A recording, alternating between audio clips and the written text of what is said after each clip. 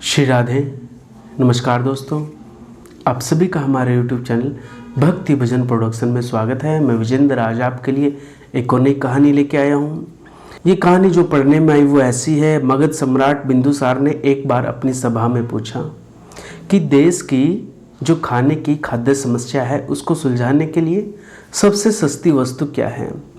मंत्री परिषद और अन्य सदस्य सोच में पड़ गए। चावल, गेहूं, ज्वार, बाजरा आदि तो बड़े ही परिश्रम के बाद हमें मिलते हैं, वो भी तब जब प्रकृति का प्रकोप न हो। ऐसी हालत में अन्न है वो तो सस्ता हो ही नहीं सकता। तब शिकार का शौक पालने वाले एक सामंत ने कहा, राजन, सबसे सस्ता खाद्य पदार्थ खाने योग्य कुछ चीज़ है तो वो मांस है।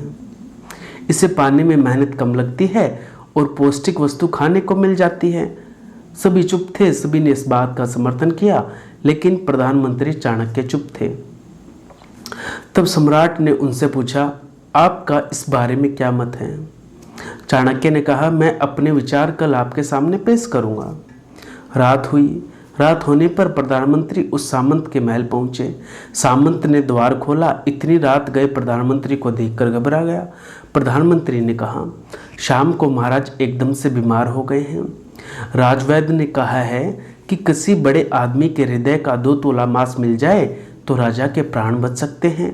इसलिए मैं आपके हृदय का सिर्फ 2 तोला मांस लेने आया हूँ। इसलिए आप 1 लाख स्वर्ण मुद्राएं ले लें। यह सुनते ही सामंत के चेहरे का रंग उड़ गया। उसने प्रधानमंत्री के पैर पकड़ लिए और माफ़ी मांगी।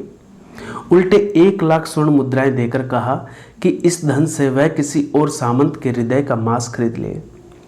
प्रधानमंत्री बारी बारी सभी सामंतों, सेना अधिकारियों के यहाँ पहुँचे और सभी ने उनके हृदय का 2 तोला मांस मांगा, लेकिन कोई भी राजी नहीं हुआ। उल्टे सभी ने अपने बचाव के लिए प्रधानमंत्री को 1 लाख, 2 लाख, 5 लाख तक स्वर्ण मुद्राएं दी। इस प्रकार करीब 2 करोड़ स्वर्ण मुद्राओं का संग्रह कर प्रधानमंत्री सवेरा होने से पहले वापस अपने महल पहुंचे और समय पर राजसभा में प्रधानमंत्री ने राजा के सामने 2 करोड़ स्वर्ण मुद्राएं रख दी। सम्राट ने पूछा, अरे ये सब क्या है। तब प्रधानमंत्री ने बताया कि 2 तोला मांस खरीदने के लिए इतनी धनराशि इकट्ठी हो गई, फिर भी 2 तोला मांस नहीं मिला। राजन, अब आप खुद विचार कीजिए कि मांस कितना सस्ता है। जीवन अमूल्य है।